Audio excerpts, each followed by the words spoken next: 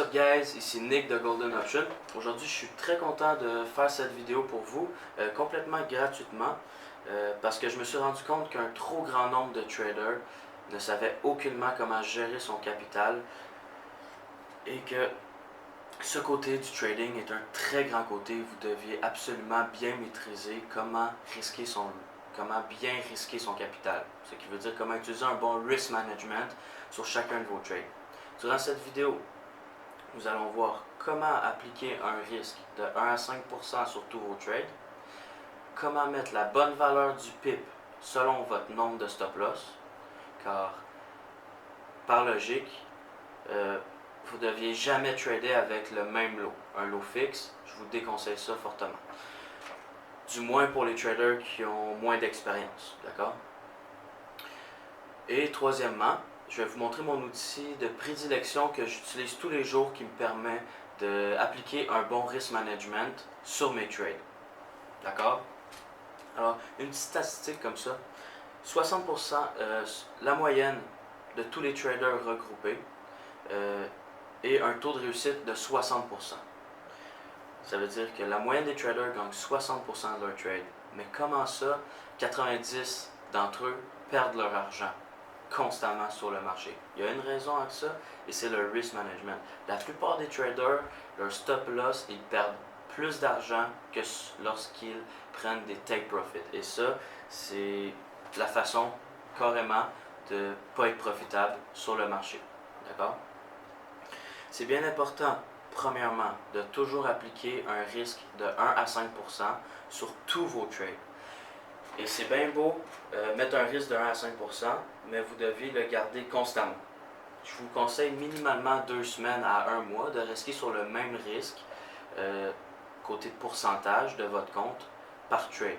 Durant minimalement 2 semaines jusqu'à 1 mois, vous allez choisir un risque soit de 1, 2, 3, 4, 5% de votre capital. Ce qui veut dire, par exemple, que j'ai 1000$ dans mon compte. Je ne veux pas risquer plus que 5% jamais sur un trade, ce qui équivaut à 50$. Mes stop loss ne doivent jamais dépasser 50$ de perte, tant que j'ai 1000$. Et ça augmente au fil du temps que mon capital augmente. D'accord?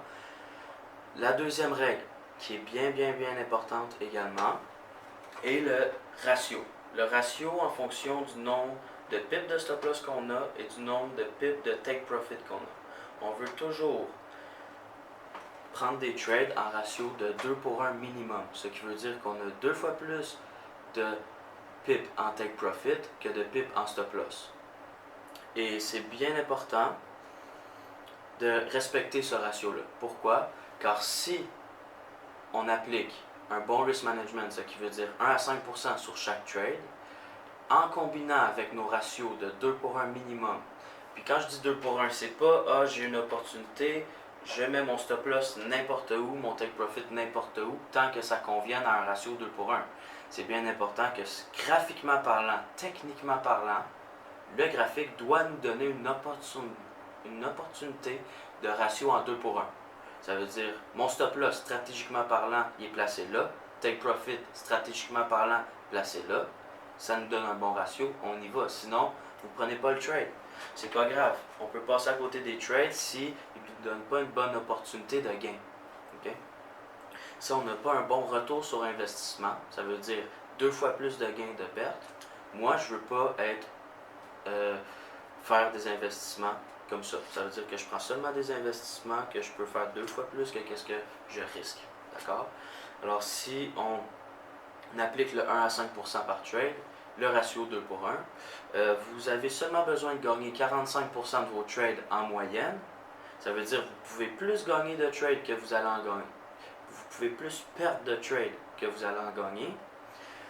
Puis vous allez faire du profit constamment.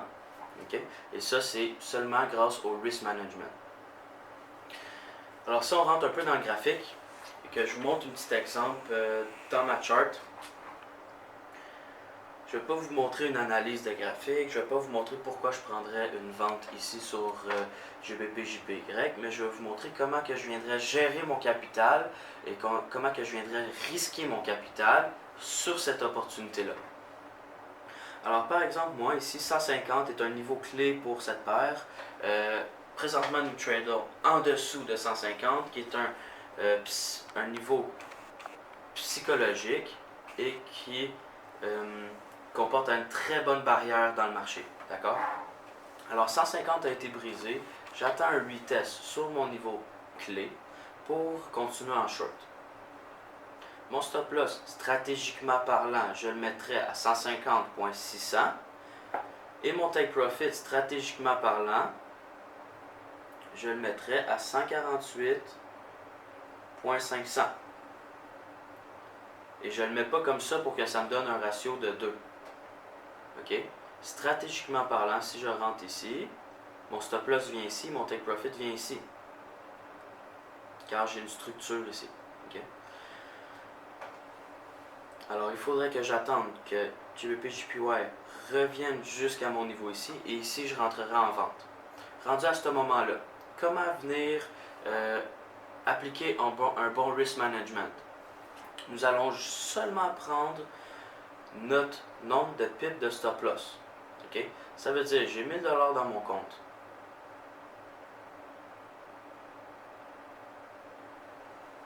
J'ai 1000$, par exemple. Le stop loss ici doit ne pas équivaloir à plus que 5% de ton capital. Ça veut dire que le stop loss qui est là, tu ne veux pas plus risquer que 50$. Si le graphique monte puis qu'il prend ton stop loss, sur ton 1000$, tu ne veux pas perdre plus que 50$ ici. Ce qui veut dire que ici, si on a un ratio de 2, le take profit va être de 100$, qui est un bon retour sur investissement. Alors, comment je fais pour risquer 50$ avec un nombre de pips qui est 68? Eh bien, c'est là que je vais venir vous montrer mon outil de prédilection qui est sur le site MyFixBook, qui est bien connu des traders comme étant parce qu'ils ont un bon calendrier économique. Et également, si on vient dans Home et Forex Calculator, nous avons une très bonne calculette pour notre risque. Alors, ici par exemple, tu as 1000$ dans ton compte, tu veux risquer 1 à 5%, tu risques 5%. Stop loss, on vient prendre notre nombre de pips qu'on a de stop loss sur ce trade-ci, qui est 68.9. Je vais toujours arrondir au plus haut pour notre nombre de pips de stop loss, ça veut dire 69 pips. Et c'est bien important de tenir compte de son entry. Ça veut dire où est-ce que vous êtes rentré dans le marché. Parce que tu peux être rentré un petit peu plus bas. Il faut venir ajuster pour voir si notre nombre de pips va changer. Car le nombre de pips de stop loss va varier selon votre entry. Alors ici, 69 pips de stop loss, 69 pips et on choisit même la paire. Car la valeur que le lot donne à un pip change en fonction de la devise que vous tradez et de votre compte est en quel capital. Alors ici, le calcul est simple, il se fait ici et il vous donne le lot à mettre. D'accord? Alors ici, ils peuvent vous mettre 3 virgules à votre lot. C'est bien important que vous sachiez qu'on ne peut pas mettre plus que 2 virgules à un lot sur le Forex. Alors, on arrondit vers la baisse. Ici, je mettrais 0.07. On ne veut pas mettre un lot supérieur à ce qu'il nous est donné, car on risquerait plus et on veut toujours risquer moins. Alors ici, je pourrais mettre 0.07 de lot sur mon short sur GBP/JPY avec un stop loss de 69 pips si j'aurais un capital de 1000$. Ce calcul-là devient simple, guys. Sauf que c'est une habitude que vous deviez vous prendre avant chaque trade, de venir calculer quel lot mettre en fonction de votre capital et du nombre de pips de stop loss. C'est bien important, car j'ai beaucoup de trop traders qui m'arrivent et qui me disent « Nick, je suis tes signals, vraiment bon résultat, quel lot tu me conseilles de mettre avec mon capital? » Par exemple, ils me disent qu'ils ont 2000. Ils me demandent quel lot je leur conseille de mettre constamment avec leur capital qui est par exemple 2000, peu importe. C'est la pire chose à faire de trader avec un lot, avec le même lot tout le temps. Car votre risque va être jamais le même. Statistiquement parlant, vous n'allez pas être profitable. D'accord? Vous pouvez être profitable avec un lot constant, c'est sûr, si vous avez des bonnes aptitudes pour le trading. Sauf que même là, je vous conseille fortement d'utiliser un bon risk management, car vous allez, avec des ratios de 2 pour 1, et en risquant 1 à 5% de son compte, vous allez seulement besoin de gagner 45% de vos trades, et vous pouvez faire du profit. Alors imaginez quand vous gagnez 60, 70, 75% de vos trades. Les profits sont énormes. D'accord? Pourquoi? Parce qu'à chaque fois qu'on gagne 2 fois plus que qu'est-ce qu'on perd. La plus grande erreur des traders, c'est de monter leur stop loss, monter, trader avec un mauvais risk management, des mauvais ratios, puis à chaque fois qu'ils perdent autant ou même plus que quand ils gagnent. Alors, en perdant autant et même plus que quand tu gagnes, tu es obligé de te maintenir à un ratio de 60% positif en trading. D'accord? Alors, ceci, c'est pour le petit exemple. Maintenant, je vous ai montré comment bien calculer votre risque avec MyFixBook, l'importance d'utiliser un ratio 2 pour 1 minimum et de risquer maximum 5% sur vos trades. Et aussi une petite spécification, 1 à 5% sur vos trades, mais c'est bien important que vous gardez le même risque et que vous ne commencez pas à trader avec vos émotions et risquer avec vos émotions. Car je connais beaucoup de traders et même moi je l'ai fait pendant longtemps. Les trades que je feel plus, que je crois qui sont meilleurs, je vais venir risquer 5%. Puis les trades que je crois qui sont moins bons, ben je vais venir risquer 1 à 2%. Premièrement, vous êtes supposé seulement prendre les bons trades et vous ne pouvez pas commencer à y aller avec les émotions, avec votre feeling, d'accord? Parce que vous pouvez très bien, et ça m'est arrivé souvent et ça arrive à beaucoup de personnes, perdre leur trade à 5% de risque et gagner leur trade à 1-2% de risque. Ben beau avoir des ratios de 2, 3, 4 pour 1, vous n'allez pas être profitable. Alors, peu importe le trade, premièrement, vous êtes supposé de seulement prendre des trades qui correspondent avec votre plan de trading et mettre toujours le même risque. C'est ce que je vous conseille. Alors ici, je vous ai fait un petit exemple, d'accord? Petit exemple, comme quoi on a 3 positions. Par exemple, ici, c'est mes 3 trades que j'ai partis dans ma semaine. J'ai 3 entry points qui sont en rouge avec EP pour les... avec le symbole EP pour entry point. Et ici en mauve, c'est mes stop loss. OK? Mes stop loss, peu importe le nombre de pips, ici 25 pips, mon deuxième trade avait un stop loss de 100 pips, troisième trade avait un stop loss de 25 pips lui aussi. Tous ces trades-là équivalent à 5% de mon compte. Peu importe mon nombre de pips de stop loss, ça équivaut à 5%, c'est mes lots qui vont changer. D'accord? Et comme moi, je trade en ratio 2 pour 1 minimum, si ici j'ai 25 pips de stop loss, ici nous avons 50 pips de take profit minimum. Si ça équivaut à 5%, ici ça équivaut à 10%. Même chose. Si ici j'ai 100 pips de stop loss, mon take profit va être 200 pips. Et si je reste 5%, je vais take profit 10%. Même chose pour l'autre. Alors ici c'est une mise en contexte. J'ai 3 trades de partie. Les 3 équivaut à 5% de mon 1000$. Alors je commence avec 1000$. J'ai déposé 1000$. Alors tous ces trades-là, ça équivaut à 50$ de stop loss et 100$ de take profit. Alors par exemple, premier trade, le market va très bien et va dans la bonne direction. On prend notre take profit. D'accord? Alors mes résultats, plus 100$, car je risquais 50$, ici on fait 100$. Alors je suis rendu à 1100$, plus 10%, et plus 50 pips. Ça, c'est mes résultats de la semaine à date. On attend que le deuxième et que le troisième trade se concrétisent. Boum, le deuxième trade est un stop loss de 100 pips. À ce moment-là, c'est là le plus gros problème chez les traders. Le stop loss, à ce moment-là, va faire plus mal que le take profit précédent. Mais pour moi, le stop loss, qu'il soit 100, 200, 300 pips, me fait aucunement mal car il équivaut au même pourcentage de mon compte que le trade précédent. Alors, si j'ai take profit 10% ici, puis ici je prends un stop loss, ben, il équivaut à 5% de mon compte. Qu'il soit 100, 200, 300 pips, il équivaut à 5% de mon compte. Alors, stop loss prix et 5% de mon compte égale 50 $.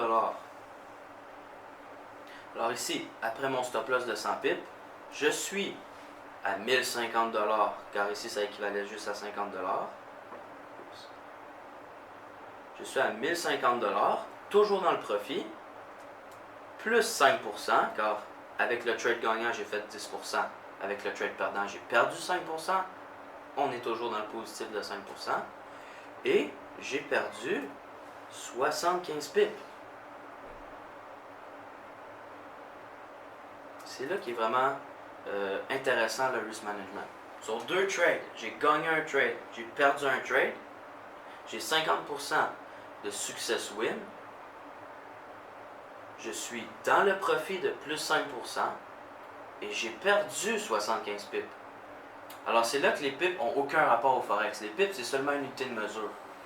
Les pips, vous pouvez perdre des pips dans une semaine, puis faire du profit quand même. C'est sûr que si une semaine vous perdez des pips, elle n'est pas nécessairement super bonne, mais il y a toujours moyen d'en finir dans le profit. D'accord? Et ça, c'est seulement en appliquant un bon risk management.